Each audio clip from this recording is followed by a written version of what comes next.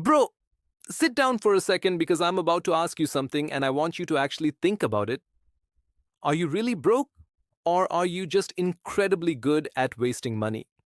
Because most people don't have an income problem, they have a leaking money problem, and money doesn't disappear all at once. It leaks slowly, quietly, invisibly, like a small crack in a pipe that you ignore until your whole house is flooded, and by the time you notice it, it's too late. Your account is empty and you're sitting there wondering what happened. So let's start with something simple: food. The average family throws away around $1,500 worth of food every single year. Not eats, not shares, not saves, literally throws it away. Which is crazy when you think about it, because you're not buying food, you're buying future trash. You go grocery shopping with no plan, just vibes. You grab things that look good, things you might eat, things that made sense for about 3 seconds in your head, and then 3 days later, half of it is gone, straight into the garbage, and you're like, I don't know where my money goes. Yeah, bro, it goes in the trash can, and then there's coffee. This one hurts. I know, $6, $7, $8 a day doesn't feel like much. It's just coffee, right? No, it's not just coffee. It's $2,000 a year for something you can make at home for like 50 cents. You're not buying coffee, you're buying a habit, and habits are expensive. Same with energy drinks, snacks, bottled water, all those little things that feel harmless. But stacked together, they turn into a financial disaster. And then you've got eating out. You're tired, you've ordered food, makes sense, you do it again, makes sense, you do it all week. Suddenly you've spent $800 and you're confused, but you didn't eat. You outsourced your discipline, and now let's talk about cars. The biggest ego trap of all, because cars aren't transportation anymore. They're identity. People don't buy cars to drive, they buy cars to be seen. A guy making $3,000 a month paying $1,000 for a car just to say it's a BMW. No, bro, it's not your BMW. You work for the BMW. You clock in every month just to pay it. Meanwhile, a 5-year-old Toyota does the exact same thing, gets you from A to B, but nobody says wow to a Toyota, so people ignore it. That's ego, and ego is expensive. The road doesn't care what you drive, your destination doesn't change, but your bank account definitely does. And then there's online shopping, the silent killer, because it doesn't hurt. One click and it's gone. No thinking, no pause, no friction. And friction is what protects you. In a store, you hesitate, you question it. Online, you just buy. And studies show people spend 20 to 30% more online because it's too easy. Not because they need more, but because saying yes is effortless. And then clothes. People buying outfits like they're different people every week. New vibe, new identity, but half of it sits in the closet untouched. You don't need more clothes, you need fewer decisions. Wealthy people repeat what works, but repeating outfits isn't cool. So people stay broke, trying to look fresh and then saving. This is where everything breaks. People get paid, spend money, pay bills, and whatever is left maybe gets saved, which means nothing gets saved because spending always expands. There's always something. The real move is simple: pay yourself first, money comes in, you save immediately, then you live on what's left. Not the other way around. And don't even get me started on raises, because this is where people destroy their progress. They make more money and instantly upgrade their life. Better place, better car, better everything. And somehow they're still broke, just at a higher level. That's lifestyle inflation. You're not moving forward, you're just upgrading your expenses. The smarter move is to live like you're still earning what you made 2 years ago. Let your income grow, but keep your lifestyle the same. That gap becomes your freedom. And here's something nobody tells you: you don't have a spending problem, you have a dopamine problem. You buy things to feel something: new shoes, new phone, new whatever.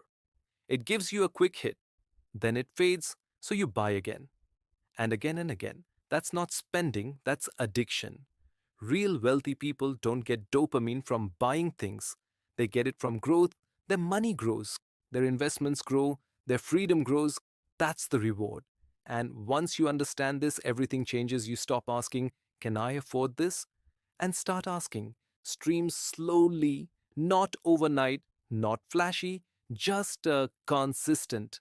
Something small, something that grows. Even an extra $200 a month matters because it feeds everything else. And here's the truth, bro, none of this is exciting. Nobody posts about eating the same meals. Nobody flexes driving an old car. Nobody brags about skipping Starbucks because it's boring. But boring works, flashy doesn't. Boring builds wealth, flashy builds debt. And the craziest part is people already know this. They just don't do it because it's not fun. But you know what's less fun? Being broke at 40, working because you have to, stressed about money, no freedom, no options. That's the real cost. So now you've got two choices. One looks good, the other works. One gets likes, the other gets freedom. One makes you look rich, the other actually makes you rich. So tell me, bro, which one are you picking? And let me tell you something even crazier, bro. Most people don't even realize they're stuck in this loop because everything around them is designed to make it feel normal. Your friends are spending, your coworkers are spending. Social media is basically one big highlight reel of people flexing stuff they probably can't afford.